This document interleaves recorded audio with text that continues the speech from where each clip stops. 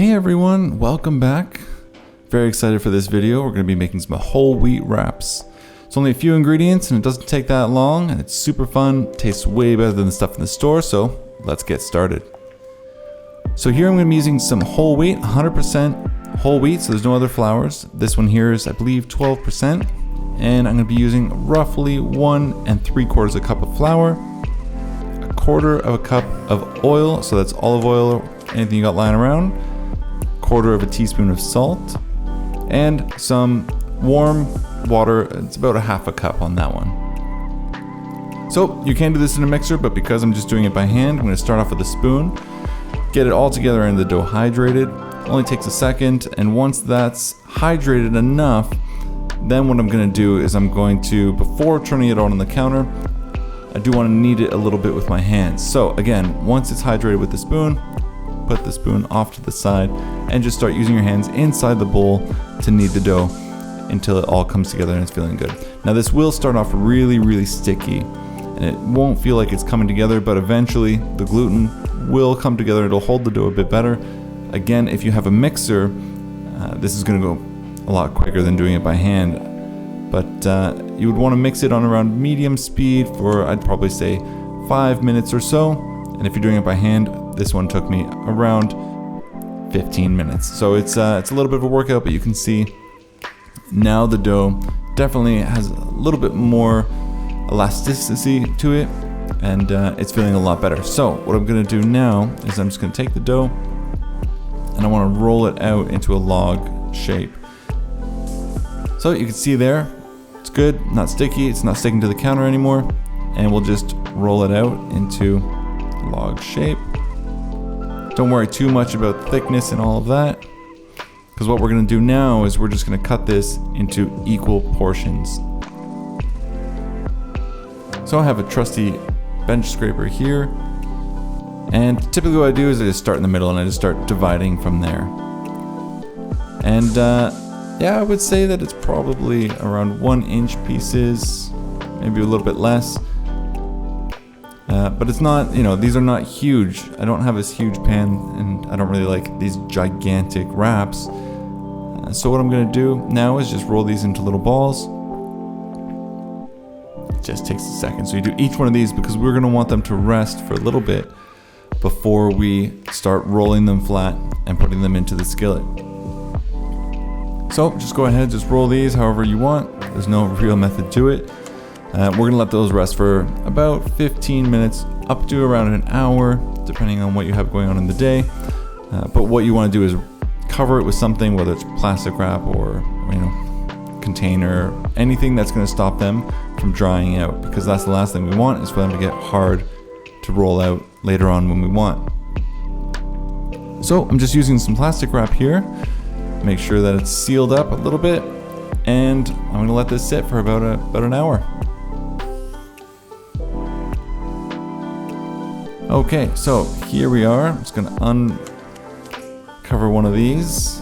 I guess I should probably move the rest of them to give a little bit of space to roll them out. Now what I do have already happening in the background there is I have a cast iron pan that's already being preheated. Now you don't have to have cast iron, but what you do want is a hot pan, and you also want to make sure that you don't put any oil or anything in there. To roll these out, I only need a little bit of flour. I'm not using too much because I don't want too much flour to stick on the outside, because when you put it into a hotter pan, the flour will start burning, and that's not what we want. We want like a nice browning. So just taking your rolling pin and roll it out. It should stick slightly to the counter or whatever surface that you're doing this on, which is perfect for when you're rolling it out. And if you need a little bit of extra flour, if it's sticking too much to the rolling pin, just add it, but try to use as little as possible. So I'm trying to roll this to around the size of my pan. It will shrink slightly, but we don't want to go too big, and you don't want it going up the sides of your pan. So just take a little bit of time. The first one might not be the prettiest, but you'll get the hang of it. As I said, we have a bunch of them to do. So I'm just going to peel that off the counter. Again, I already have the preheated pan. So what I want to do, I'll just give this another roll. What I want to do is carefully put this onto that pan. You can see it's already smoking hot, and Just leave it there. Now I'm going to use tongs because what's going to happen here, as you'll see in a second, is this is going to start to puff up. And the steam is going to be caught inside the dough and create almost like a pita. Now, it's totally fine. It will go down and you're going to flip it and things like that. So I have this pan here on around medium heat, but that should be more than enough. If you do it too high, it will start burning. But again, medium heat, you can adjust the heat. The first one's always going to be sort of the tester. So don't worry too much, but you can already see how it's puffing up. You do want to be careful touching it though, because if for some reason the dough breaks, that steam is going to come out and you don't want your fingers there as the steam is going to be hitting you. So each of these, it does take about a minute or so per side. You'll see here that it is smoking, but it's not burning. So that was just, my pan had some residual stuff on it. So it's a browning on one side. It does cook quickly because, as I said, the steam that's forming inside is actually cooking the dough at the same time as the direct heat from the pan. So you don't need to worry too much. What I'm doing now though is while that second side is cooking, I want to get my next wrap ready to go. So I'll start rolling that out, just keeping an eye that this one doesn't burn, but also getting the next one ready so that I don't have the pan heating up too much between each time. So you can see there actually is a bit of a slot in the wrap where the steam is escaping. It's totally fine. Do not worry if these puff up too much. You can see on the underside there's some good browning going on. What you want to do though is when you have these and you take them out, have a plate ready with a towel or some sort of dishcloth, something that you can wrap it in, because what we want to do is we want to enclose these in some sort of fabric or paper towels, whatever you have lying around, so that the steam, so they don't first off crack and dry out too much, and that steam and the heat will cause them to be a little bit more flexible as they cool down. And you'll see later in the video what I mean. So the first one's done, and we want to get that second one on. As I said, you've already rolled it out. We want to get that on pretty much right away. Make sure it's nice and flat, but be very careful because the pan is hot.